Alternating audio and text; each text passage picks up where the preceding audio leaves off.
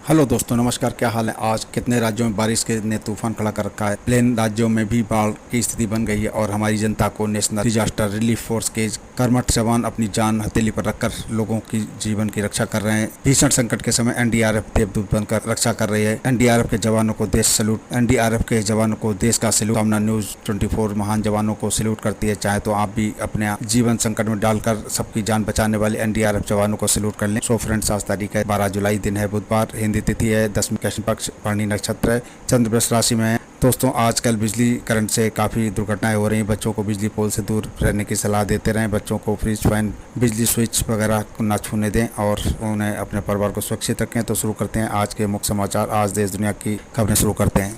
आज जिनका जन्मदिन है, जिनकी मैरिज एनिवर्सरी, उनको हार्दिक शुभकामनाएं। उनका अगला साल बहुत शुभकारी हो। और उसी के साथ में आपको अगर मेरा चैनल सब्सक्राइब कर दें, उसको सब्सक्राइब करने के बाद उसको बेल आइकन को प्रेस कर दें ताकि अगला नोटिफिकेशन आपको प्राप्त हो जाए। आप चाहे लाइक और शेयर भी कर दें। सिनेमा घरों में खाने पीने का सामान अब सस्ते हो जाएंगे। जीएसटी परिषद ने इस पर लगने वाले 18% कर को घटाकर 5% कर दिया। केंद्रीय वित्त मंत्री निर्मला सीतारमण की अध्यक्षता में मंगलवार को हुई परिषद की बैठक में सिनेमा टिकटों की बिक्री और पॉपकॉर्न या कोल्ड ड्रिंक जैसे खाने की चीजों पर चर्चा के दौरान कहा कि अब उन्हें एक मात्र मिलाकर बेचा जाता है तो पूरी आपूर्ति को समग्र आपूर्ति के रूप में माना जाना चाहिए। मूल आपूर्ति को लागू दर के अनुसार कर लगाया जाना चाहिए। कैंसर की दवाओं को जीएसटी में छूट मिली है। निजी उपयोग के लिए दुर्लभ बीमारियों के इलाज में इस्तेमाल होने वाली कैंसर की दवा रेनोटैक्सिन में विदेशों में आयात कर आईजीएसटी भी नहीं लगेगा। इस पर अभी 12% कर लगता है। इसकी एक डोज की कीमत 63 लाख रुपए तक है। Food for special medicine purpose FSMP के आयात पर कर की छूट मिल गई है। फिटमेंट कमेटी का कहना था जिस दवा की कीमत 26 लाख रुपए और क्राउड फंडिंग से पैसा जुटाते हो तो उसे कर के दायरे से बाहर किया जाना चाहिए। मंत्री समूह ने भी इस पर सहमति जताई। कैसीनो, ऑनलाइन गेमिंग व घुड़सवारी पर अब 28% कर लगेगा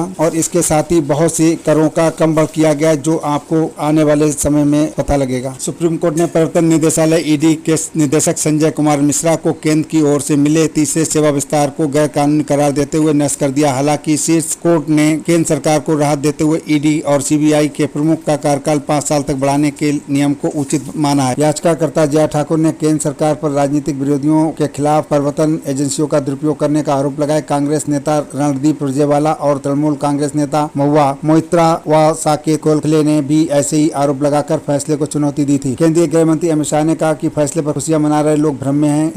इसके कई कारण है। पहला, इस मामले में संसद में पास कानून को शीर्ष अदालत ने सही ठहराया है। भ्रष्टाचारी व गलत का साथ देने वालों के खिलाफ ईडी की सख्तियां भी बरकरार हैं। शाह ने कहा कि ईडी ऐसी संस्था है जो व्यक्तिगत भावनाओं से उठकर अपने मुख्य उद्देश्य को पाने में जुटी रहती है। वह है मनी लॉन्ड्रिंग और विदेशी विनिमय से जुड़े अपराधों की जांच। इसलिए ये अहम नहीं कि निदेशक कौन है, क्योंकि जो भी इस पद पर आएगा वो उस खास विकास विरोधी वंशवादियों के क्लब में फैले व्यापक भ्रष्टाचार को अनदेखा नहीं कर सकेगा। राष्ट्रीय जांच एजेंसी ने मंगलवार को पाकिस्तान के समर्थित आतंकी संगठनों के नई तंजीमों पर एक बार फिर कार्रवाई की है। आईएनए ने दक्षिण कश्मीर के 3 जिलों अनंतनाग, शोपिया और पुलवामा में 5 स्थानों पर छापे मारे। इस दौरान बड़े मात्रा पर आपत्तिजनक डाटा वाले कई डिजिटल उपकरण जब्त किए गए। एनआईए के एक शीर्ष अधिकारी ने बताया कि जिन स्थानों पर कार्रवाई की गई वे प्रतिबंधित कश्मीरी आतंकी संगठनों के नवगठित शाखाओं और सहयोगों से जुड़े हाइब्रिड आतंकियों और ओवरराउंडिंग वर्कर्स के आवासीय परिसर थे। इन संगठनों से सहानुभूति रखने वालों के परिसर पर भी छापे मारे गए। एसडीएम ज्योति मौर्य और होमगार्ड कमांडेंट मनीष दुबे प्रकरण की जांच report DG home guard VK Maurya ने शासन को भेज दी है। रिपोर्ट में मनीष दुबे को निलंबित करने के साथ ही केस दर्ज कर विवेचना की सिफारिश की गई है। 21 भारत में सिर्फ 15 वर्षों में 2005-6 से 2019-2021 के दौरान 41.5 करोड़ लोग गरीबी रेखा से बाहर निकले हैं। संयुक्त राष्ट्र की एक रिपोर्ट में मंगलवार को यह जानकारी दी गई। संयुक्त राष्ट्र विकास कार्यक्रम यूएनडीपी और ऑक्सफोर्ड विश्वविद्यालय के ऑक्सफोर्ड गरीबी एवं मानव विकास पहल OPHI द्वारा जारी वैश्विक बहुआयामी गरीबी सूचकांक MPI के आंकड़ों ने भारत के प्रदर्शन को काफी अच्छा बताया है। भारतीय कुश्ती संघ WFI के पूर्व अध्यक्ष ब्रजभूषण शरण सिंह के खिलाफ यौन उत्पीड़न, छेड़छाड़, पीछा करने जैसे अपराधों के लिए मुकदमा चलाया जा सकता है और दंडित किया जा सकता है। दिल्ली पुलिस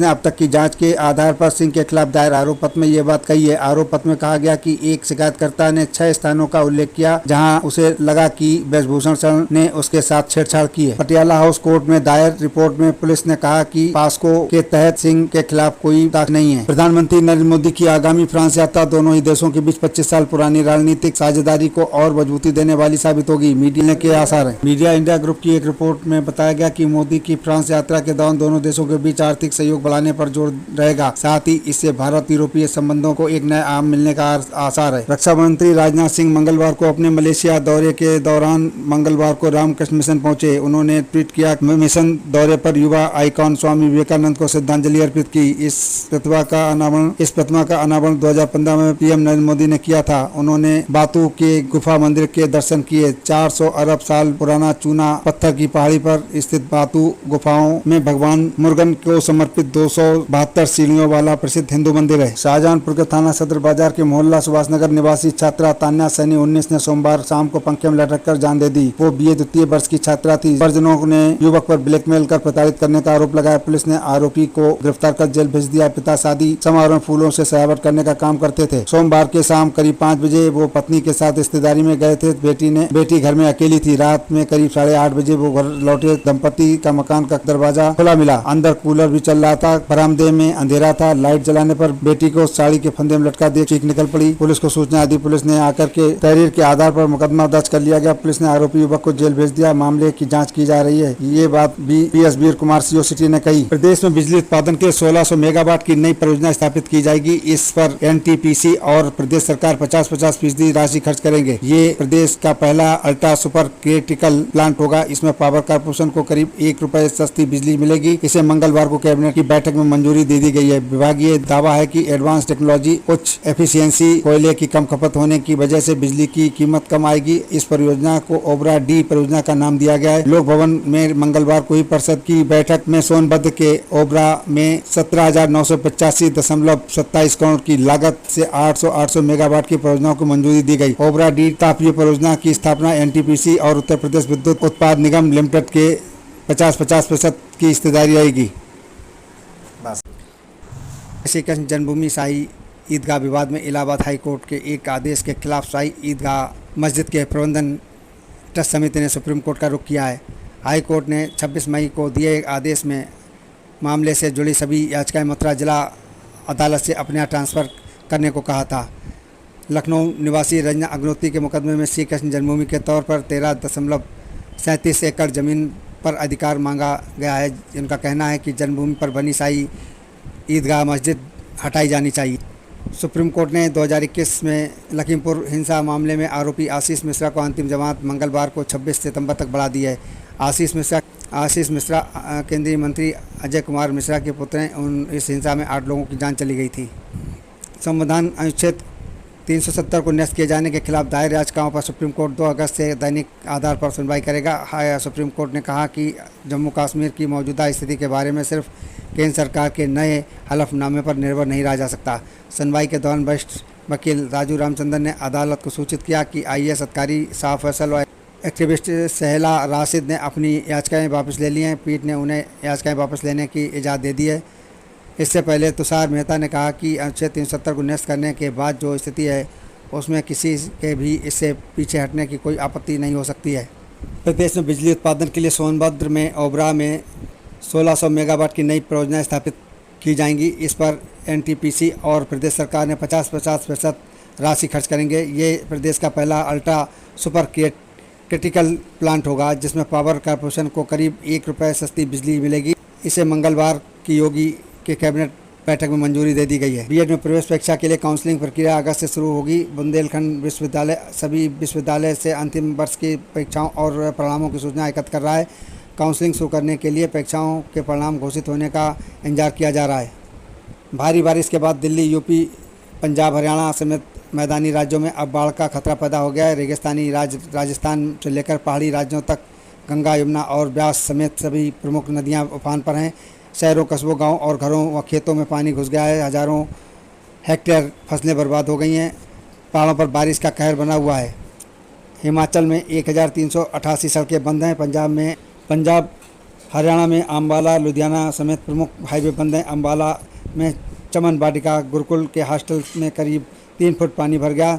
730 लड़कियों का निकाला गया। असम के लखीमपुर में 67 गांव जलमग्न, फसलें नष्ट हो गई हैं। दुनिया के सबसे बड़े मुस्लिम संगठनों में शामिल विश्व मुस्लिम लीग के प्रमुख मोहम्मद बिन अब्दुल करीम अल ईसा ने कहा कि भारत शांतिपूर्ण सह अस्तित्व की शानदार मिसाल है। दुनिया को भारत से शांति के बारे में सीखना चाहिए। खुसरो फाउंडेशन की तरफ से दिल्ली में इंडियन इस्लामिक कल्चरल सोसाइटी में आयोजित कार्यक्रम में अल ईसा ने मंगलवार को भारत के ज्ञान और संविधान की जमकर तारीफ की। आज उत्तर प्रदेश में व्यापारी साहस दिवस मनाया जा रहा है। प्रयागराज की जनता के लाडले और समाज के हर वर्ग के दुख सुख में साथ खड़े रहने वाले समाज सेवी, कर्मठ व्यापारी और जनप्रिय नेता नंद गोपाल नंदी एक ऐसे आदर्श के रूप में स्थापित हो चुके हैं कि जिनके शुरुआती जीवन में संघर्ष का भाग बनी संगम नगरी नंदी कहानी फुटपाथ और सड़क के संघर्ष करते हुए व्यापार, सम्मान और आजीविका अर्जित करते हुए सफलता और लोकप्रियता के शिखर पर पहुंचने वाली कहानी है। आज दुनिया नंद गोपाल गुप्ता नंदी को प्रयागराज के जुझारू और समर्पित व्यापारी नेता और तत्पर समाज सेवी, प्रयागराज शहर दक्षिणी के विधायक हैं। औद्योगिक विकास एवं निर्यात प्रोत्साहन, अप्रवासी भारतीय परिवेश प्रोत्साहन मंत्री के तौर पर जानती है, लेकिन ये उजली इबारतें संघर्ष, कड़ी मेहनत, लगन और पसीने की स्याही से लिखी गई हैं।